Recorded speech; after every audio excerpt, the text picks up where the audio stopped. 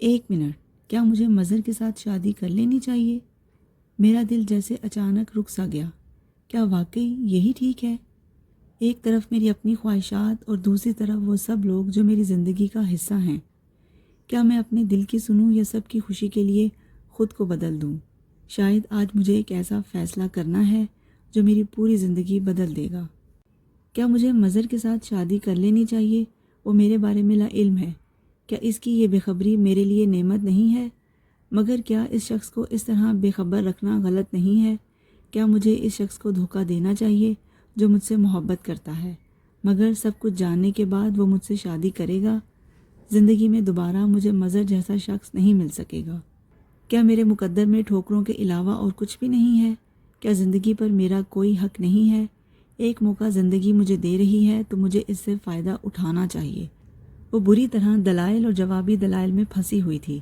میرا مذہب کہتا ہے، مگر میں ماضی کو اپنے پچھلے مذہب کے ساتھ دفن کر چکی ہوں۔ میری زندگی نئے مذہب کے ساتھ شروع ہوئی ہے۔ اسلام میں آنے کے بعد تو میں کوئی گناہ نہیں کر رہی اور اللہ معاف کرنے والا ہے۔ وہ اپنے بستر پر بیٹھی دل اور ضمیر کی کشمکش دیکھ رہی تھی۔ میں تھک چکی ہوں، ہر چیز سے، زندگی سے۔ مجھے صرف ایک شخص چاہیے جو میرا ہاتھ پکڑ سکے، اور مظہر وہ شخص ہے۔ میں اس کی بات رد نہیں کر سکتی، کم از کم اب نہیں۔ فیصلہ ہو گیا ہے۔ میں بہت سے معاملات میں بہت قدامت پرست ہوں۔ پہلی چیز تو یہ ہے کہ تم اب کام نہیں کرو گی، تمہیں گھر میں رہنا ہے اور مغربی لباس کو بھول جاؤ۔ تمہیں مشرقی لباس پہننا ہے۔ باہر جاتے ہوئے بھی تم کو بہت اچھے طریقے سے اپنا سر چھپانا ہے۔ تمہارے جو دوست تھے اب ان سے نہیں ملنا ہے، نہ ہی کبھی ان کو گھر بلانا۔ ہاں، اپنے ماں باپ کے ساتھ میرے جو بھی اختلافات ہیں ان کا تعلق میری ذات سے ہے، لیکن تم اگر کبھی بھی میرے ماں باپ یا بہن بھائیوں سے ملو تو تمہیں انہیں پوری عزت دینی ہے، خاص طور پر میرے ماں باپ کو۔ وہ اگر تمہیں برا بھی کہیں تو تمہیں ان کے سامنے کچھ نہیں کہنا، ان کی بات خاموشی کے ساتھ سننی ہے۔ میری اولاد کو بھی میرے خاندان کی عزت کرنا سکھانا۔ فی الحال ہمیں زندگی اس ملک میں گزارنی ہے، لیکن میں کبھی بھی یہاں سے جانے کا فیصلہ کر سکتا ہوں، اور اس وقت تمہیں کوئی اعتراض نہیں کرنا۔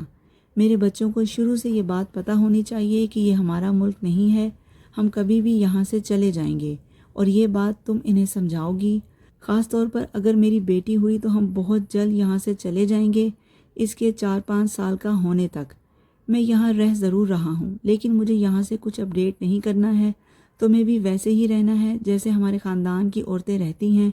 میں نے اپنے ماں باپ کی مرضی کے خلاف شادی کرنے کا فیصلہ کر لیا ہے، مگر میں یہ کبھی برداشت نہیں کروں گا کہ کوئی تمہارے بارے میں میرے ماں باپ سے کہے کہ آپ کے بیٹے کی بیوی یہ کرتی ہے یا اس طرح رہتی ہے۔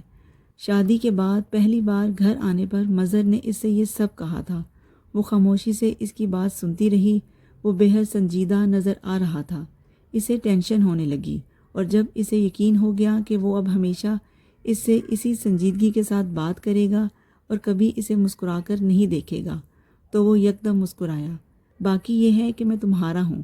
مجھ سے شکایت ہو تو رات کے 3 بجے جگا کر مجھ پر چلا سکتی ہو، چاہو تو گالیاں دے لینا۔ زیادہ غصہ آئے تو گھر سے نکال سکتی ہو۔ اس گھر میں موجود سب کچھ تمہارا ہے۔ میرے پیسے کو جیسے چاہے خرچ کر سکتی ہو۔ تمہیں مجھے بتانے یا پوچھنے کی ضرورت نہیں ہے۔ اپنے ساتھ وفاداری اور پارسائی کے علاوہ میں تم سے اور کچھ نہیں چاہتا۔ خدیجہ نے سر جھکا لیا۔ اس دن اس نے مظہر کو کوئی یقین دہانی نہیں کروائی۔ وہ صرف خاموشی سے اس کی باتیں سنتی رہی۔ وہ جان نہیں پایا کہ وہ اس کی باتوں کو کس حد تک سمجھ سکی ہے۔ میں اس کو وقتاً فوقتاً یہ باتیں سمجھاتا رہوں گا، مظہر نے سوچا تھا۔ لیکن اسے دوبارہ خدیجہ نور سے کچھ نہیں کہنا پڑا۔ اس نے اسے یہ موقع کبھی دیا ہی نہیں۔ مظہر نے اگلے 3 سال اسے شلوار قمیض کے علاوہ اور کسی لباس میں نہیں دیکھا۔ وہ گھر میں بھی بہت اچھے طریقے سے دوپٹے سے خود کو چھپائے رکھتی تھی۔ اس نے دوبارہ کبھی اپنے بالوں کو کٹوانے کی خواہش بھی نہیں کی۔ شادی کے دوسرے دن اس نے خود ہی اپنے دونوں ہاتھوں کے لمبے ناخنوں کو کاٹ دیا۔ مظہر نے دوبارہ اسے کبھی ناخن بڑھاتے ہوئے نہیں دیکھا۔ 3 سال کے عرصے میں وہ کبھی مظہر کے بغیر گھر سے نہیں نکلی۔ اسے شاپنگ پر جانا ہوتا تو وہ مظہر کے ساتھ ہی جاتی۔ واحد جگہ جہاں وہ باقاعدگی سے جاتی تھی وہ اسلامک سینٹر تھا۔ وہاں بھی وہ صبح مظہر کے ساتھ جاتی اور لنچ کے دوران وہ اسے واپس گھر چھوڑ جاتا۔ وہ اگر کبھی وہ اپنی مصروفیات کی وجہ سے ایسا نہ کر پاتا تو پھر وہ شام تک اس کے آفس سے فارغ ہونے تک وہیں رہتی۔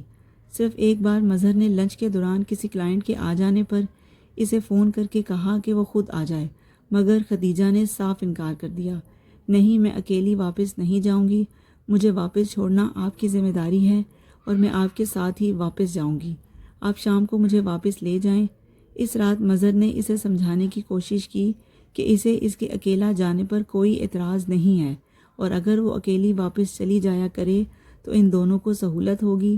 خدیجہ نے اس کی ساری باتیں سننے کے بعد کہا، آپ کا آفس اسلامک سینٹر کے قریب ہے، آپ کے پاس گاڑی ہے، آپ پیٹرول کے چارجز بھی افورڈ کر سکتے ہیں، صرف یہ ہے کہ لنچ آپ کو گاڑی میں کرنا پڑتا ہے، مگر مرد تو بہت بڑی تکلیفیں اٹھا لیتا ہے، یہ تو ایسی کوئی تکلیف نہیں ہے، پھر بھی اگر آپ چاہتے ہیں تو میں اکیلی واپس آ جایا کروں گی۔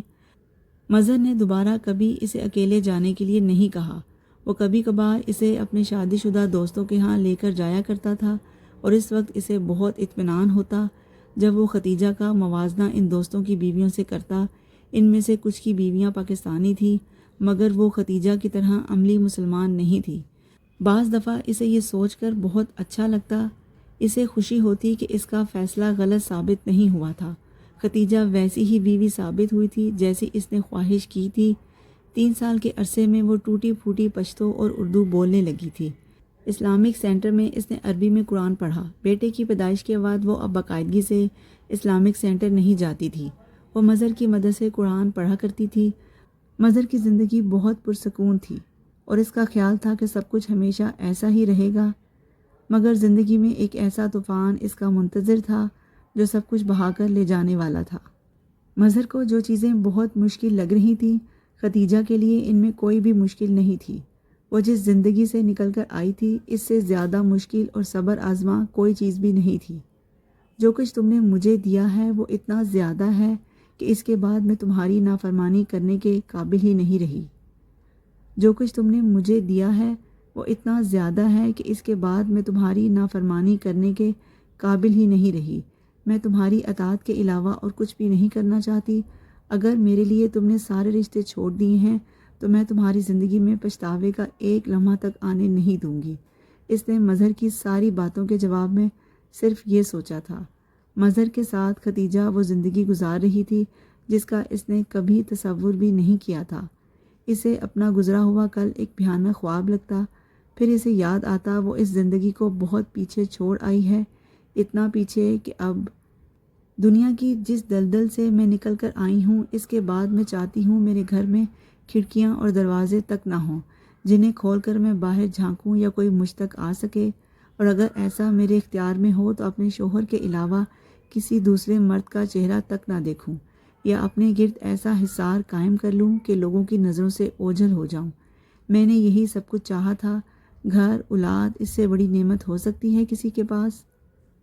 میں نے یہی سب کچھ چاہا تھا۔ گھر، اولاد، اس سے بڑی نعمت ہو سکتی ہے کسی کے پاس؟ وہ اکثر بیٹھے بیٹھے سوچتی، اگر مجھے یقین ہو کہ میرا شوہر گھر سے باہر کسی گمراہی کے راستے پر نہیں چل رہا، اس کی زندگی میں کسی دوسری اور تیسری عورت کا وجود نہیں ہے، اس کی صبح اور رات میرے ہی گھر میں ہوتی ہے، وہ جو کماتا ہے مجھے ہی لا کر دیتا ہے، مجھ سے محبت اور میری عزت کرتا ہے، تو پھر اگر وہ گھر کے اندر رہنے کے بجائے گھر کے ایک کمرے میں رہنے کا بھی کہے تو میں رہ لوں گی، بڑی خوش دلی سے اور کسی سے شکایت کیے بغیر۔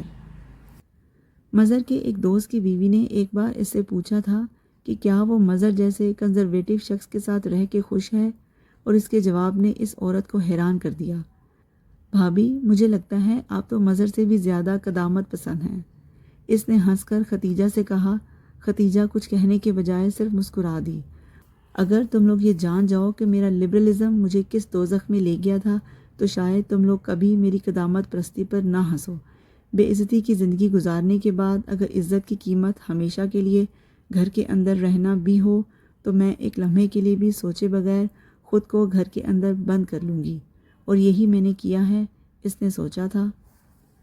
آپ لوگ جانتے ہیں کہ خدیجہ کی زندگی کیا ہمیشہ ایسی ہی رہنے والی ہے، یا اس کی زندگی کا بھیانک راز سامنے آ جائے گا؟ میرا خیال ہے اگلی قسط کا انتظار کرتے ہیں، ہو سکتا ہے اگلی قسط کچھ نیا لے کر آ رہی ہو۔ میرے ساتھ رہیے گا۔ اور اگر آپ کو میرا یہ انداز پسند آ رہا ہو تو لائک، شیئر اور سبسکرائب ضرور کیجیے گا۔ ملتے ہیں اگلے ایپیسوڈ میں۔